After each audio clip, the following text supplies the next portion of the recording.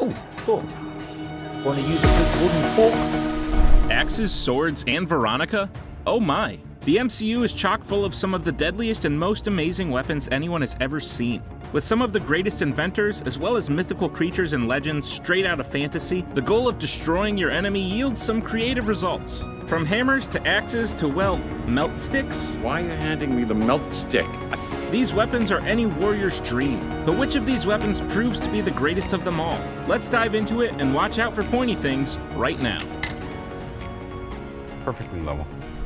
Hawkeye's trick arrows allow this ordinary man with great combat abilities to become one of Earth's mightiest heroes. We have seen amazing uses for these arrows, including melting flying ships, exploding helicarriers, hacking into shield servers, and grappling from tall buildings. Hawkeye was even able to knock Loki out of the sky with a well-placed exploding arrow, and take on an arsenal of Ultron bots. In the hands of an expert marksman like Clint Barton, these arrows provide an unexpected punch at every turn. I can't wait to see what kind of trick arrows Kate Bishop has up her sleeve.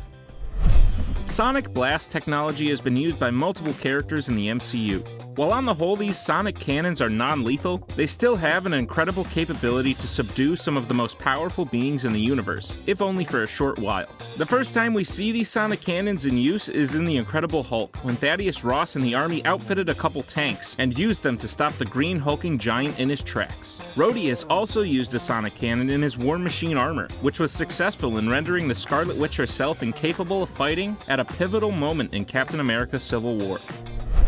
These electronic obedience discs might be the most annoyingly effective weapon in the MCU. While we've never seen them actually kill anyone, they hold the power to make anyone bend to the remote control holder's will. The Grandmaster uses them on his prisoners with jobs, and no one has really found a way around them. They render Thor, Loki, Korg, and several other powerful gladiators completely useless, even in some of their most powerful moments. Surging an electric charge throughout the victim, the discs cause total electric paralysis, and even render the victim unconscious once the charge is complete, no matter their power level. Do you think Corvus Glaive's parents knew what weapon he was going to pick? The glaive wielded by the Black Order member is one deceptively powerful piece of hardware. It is very sharp and made from an extraterrestrial metal, allowing it to pierce the heavily durable skin of an Asgardian. Thanos used the glaive to kill Thor's longtime friend Heimdall, and Corvus himself used it to pierce Vision's vibranium body. There is some mysticism surrounding the blade, as it disabled Vision's ability to phase and heal himself. It deflected blasts from the Mind Stone and nearly extracted the stone from Vision's forehead. It can be recalled in a manner similar to Thor calling Mjolnir, and in the comics, the glaive has the power to resurrect Corvus from the dead. Given that he's died twice, I would say in the MCU that's not the case. The Wakandan Spear is the weapon of choice for the Dora Milaje and the greater Wakandan army. Eric Killmonger sought to send these weapons to various forces across the globe, as he called them untraceable handheld sonic cannons, powerful enough to stop a tank. The spears are made of vibranium, making them extremely durable. Okoye was able to cause a fast-moving car to crash dead in its tracks by striking the spear into the ground. Overall, these weapons provide powerful strikes from close and long range, and it makes sense why the most advanced society would choose these as their weapons. Captain America's shield has long been a symbol of honor in the country. Used by characters such as Steve Rogers, Bucky, John Walker, and now finally Sam Wilson, the vibranium alloy that makes up the world's most powerful frisbee is nearly unbreakable.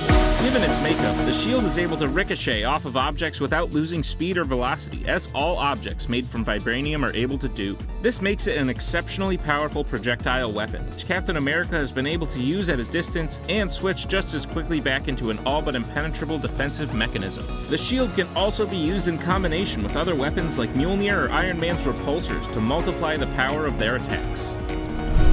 Falcon's wings were an incredibly powerful piece of weaponry long before the Wakandans ever got a hold of them. They have shown shielding capabilities as well as possessing rocket-launched targeting system. They provide him with such effective flight capability that he was able to outrun and maneuver several missiles sent his way in Captain America: The Winter Soldier. His Exo 7 system can even detect Ant-Man when fully shrunken. Now that Sam has received an upgrade as the new Captain America, the wings have been infused with a healthy dose of vibranium. This seriously improved the quality of their shielding capabilities, and likely possess a number of Wakandan weapons we have yet to even see unleashed.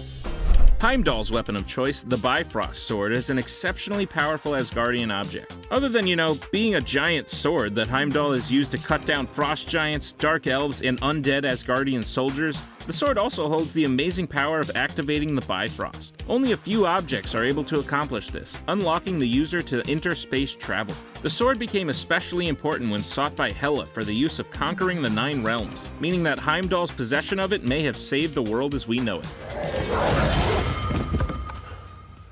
Sorry about that. Tony Stark has more Iron Man suits than shoes I will ever have in my entire life. One of his most powerful versions is the nanotech suit Iron Man displayed in Avengers Infinity War. Entirely stored in his chest piece, the armor expands outward, covering Tony's entire body. The technology allows Tony to conjure weapons from seemingly thin air. He displays powerful blasts against Cull Obsidian and Ebony Maw, and even goes toe-to-toe with Thanos, drawing a single drop of blood. The suit does have some weaknesses. As Thanos proved, the nanites can be removed a little bit at a time, and while Tony can repurpose them, it does sometimes leave him exposed. The suits still allow Tony to wield the Infinity Stones and defeat Thanos and his army. It's easy to see why Odin chose the Destroyer armor as the protector of his treasure vault. This machine is made of very strong metal and can fire blasts that turn almost anything they touch into ash. In the comics, Odin has even used the Destroyer armor to fight the Celestials. In the MCU, Thor was able to defeat the Destroyer rather easily, but not before it nearly took out the Warriors 3 and leveled a New Mexico town to the ground. Hank Pym is one of the brightest minds in the universe. He created a particle that would shrink or expand the distance between atoms. Little did he know all of the incredible powerful implications this would have. Not only does the particle give life to powerful suits like Ant-Man, the Wasp, and Giant Man, but the Pym particle would prove to be the secret to entering the quantum realm, the gateway to time travel. The Avengers would use their remaining Pym particles to travel through time and retrieve the stones, reversing the snap and eventually defeating Thanos. In Avengers Endgame, Thanos' weapon of choice throughout all his years of conquest and violence was revealed. This double-bladed spinning sword of death was able to accomplish incredible feats that many thought impossible. It deflected a full power blast from Iron Man and cracked Captain America's uncrackable shield. The material this weapon is made of is still a mystery, but director Joe Russo has hinted at its origin. It's quite possible the blade was made by Eitri the Dwarf of Nidavellir, and is made of a material that knocks vibranium out of first place as the strongest material in the MCU. This one is a personal favorite of mine. The melt stick featured in Thor Ragnarok was wielded by Topaz, the right-hand henchwoman of the Grand Master. Upon first glance, it doesn't look like much, just a ball on a stick. But the Grand Master was able to use this stick to pardon his cousin from life. By merely touching the ball end of the stick to a living thing, that entire thing melts into a puddle of burnt toast-smelling orange goo. We only see it used once, but just think about it. Thor went for the chest, many said the head. I stood up and yelled, "Just use the melt stick!" I'm calling Veronica. Codenamed Veronica, the Hulkbuster armor was designed by Bruce Banner and Tony Stark as a worst-case measure if the Hulk was ever to lose control again. We saw this come to fruition when the Scarlet Witch forced the Hulk into an unbridled rage. Powered by multiple arc reactors, Veronica is able to blast extremely powerful energy beams, fly, and deliver a series of powerful punches. It is closely followed by an overhead drone which replenishes any damaged parts of the armored suit. In the end, it accomplished something that not many can claim. It took on the Hulk and won. Sure, it tore down a building to do it, but you don't need the details. An ancient relic belonging to the frost giants of Jotunheim, the Casket of Ancient Winters is the MacGuffin of the first Thor film. Hela may have thought it to be weak, but its history shows anything but. With the ability to freeze anything and everything, the frost giants once used it to cause a literal ice age on Earth. It revealed Loki's true heritage, and Loki used it to freeze Heimdall solid and allow the frost giants into Asgard. While its full potential is only glimpsed at, the Casket of Ancient Winters is certainly a powerful artifact that anyone could find useful in wiping out armies or freezing powerful opponents. Ever the jokester, even in death, Tony truly was the hero. For all his self-centeredness and bragging, at heart Tony Stark really was one of the greatest protectors the Earth would ever see. It stands to reason that in the event of his untimely demise, Tony would have devised something for those who live on to continue protecting themselves. Tony created a shockingly powerful arsenal of drones, all controlled by a central system named Edith. He left this system to Peter Parker, who quickly learned of its destructive and espionage capabilities. When Edith fell into the hands of the villainous Quentin Beck, he unleashed its true potential of illusions and firepower to create an Avengers-level threat, and nearly destroyed London in the process. The mantle of Black Panther was passed down from warrior to warrior since the formation of the nation of Wakanda. Powered by the heart-shaped herb, the Black Panther already gained enhanced speed, strength, and fighting ability. The Wakandans learned how to manipulate vibranium and over time created a Black Panther suit that made the greatest warrior indestructible. Once the smartest person in the MCU, Shuri, got a hold of it, the Black Panther suit saw a huge upgrade, making it a devastating weapon. Along with its already sharp claws and impenetrable weave, Shuri allowed for the suit to be stored in the teeth of a Nephilis. She also enabled it to store and redistribute kinetic energy, knocking out groups of people at a time.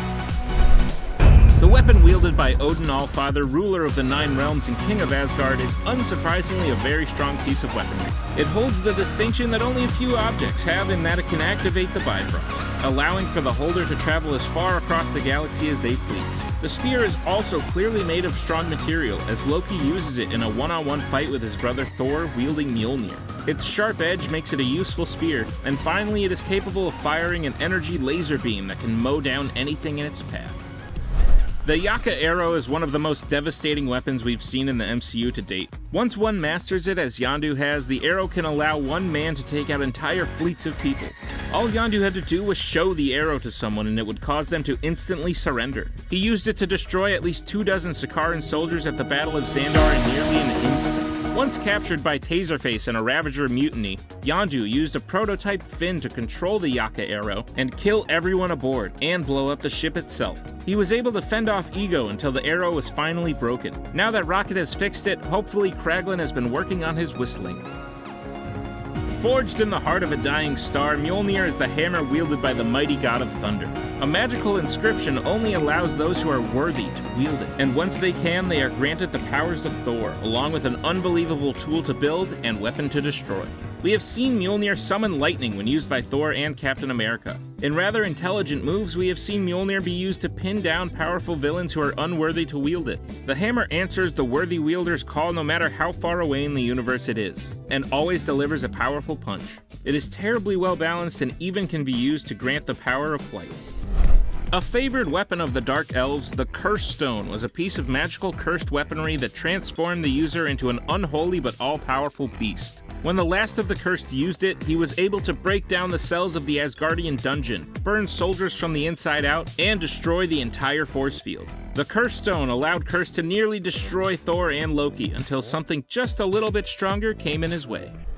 During the Battle of Wakanda, the android Vision had the unfortunate luck of being gruesomely killed not once, but twice. After time reversed his girlfriend blowing him up, Thanos ripped the Mind Stone from his forehead, deactivating him seemingly forever. For a while, it was a mystery what had happened to the strong shell that used to be Vision, as everyone around him was slightly distracted by all their friends turning into dust moments later. It was revealed that Vision's body was taken by SWORD, a government agency dealing in sentient weapons. During the blip, acting director Tyler Hayward began working on reawakening Vision into a powerful weapon. He succeeded in creating a mindless and mind-stoneless version of Vision. Completely white, this Vision still has all the powers of flight, phasing, and energy blasts of the original. It would seem, however, at the end of WandaVision that White Vision may have ceased to be a weapon and became an individual when his memories were returned to him. These weapons are maybe the most understated source of power I've ever seen in the MCU. Coming from a rather lackluster movie, and maybe the MCU's most lackluster villain, the black hole grenades displayed in Thor: The Dark World possess a scary amount of power. They have the power to crush anything in their vicinity into literal oblivion. Once Malekith's henchman Algrim became cursed, he was able to swat away Mjolnir like a fly. Seemingly unbeatable, Loki was able to use a black hole grenade against him, destroying the beast permanently. There seemed to be no limits on these insanely powerful little objects, which in theory could have made Thanos disappear long before he even uttered the words Infinity Stones. When Thor started his mission to defeat Thanos, he knew he would need a very powerful weapon. Venturing to Nidavellir to see Eitri the dwarf, Thor sought a titan-killing bringer of death. Known as a king's weapon, Stormbreaker was an axe forged in the dying star on Nidavellir. It is said to be so mighty that it would crush those who lack the strength to wield it. With all the powers of Mjolnir, it allows Thor to summon lightning and fly. Additionally, this weapon can summon the Bifrost, making inner space travel possible from anywhere. Stormbreaker even overpowered a full blast from the completed Infinity Gauntlet to bury itself in Thanos' chest. The Infinity Stones are clearly the greatest power we've seen in the MCU to date, even if they do not hold that distinction forever. When combined in the Infinity Gauntlet, they make a being like Thanos capable of achieving anything. In his case, it was to eliminate half the universe. It's good to have goals, I guess? The stones control all aspects of reality, and even separated, we have seen the stones accomplish incredible feats of power. The Power Stone has decimated worlds. The Reality Stone could turn the universe to darkness. The Time Stone can defeat Dormammu. The Space Stone led to the rise of Hydra. And Loki was able to wreak unruly havoc on New York with the Mind Stone in hand. The stones have powered weapons like Loki's scepter and Ronin's hammer, as well as bringing to life the android Vision. It would appear that the only thing powerful enough to overcome the stones would be the stones themselves, when Thanos used them to reduce the stones to atoms. Any one of these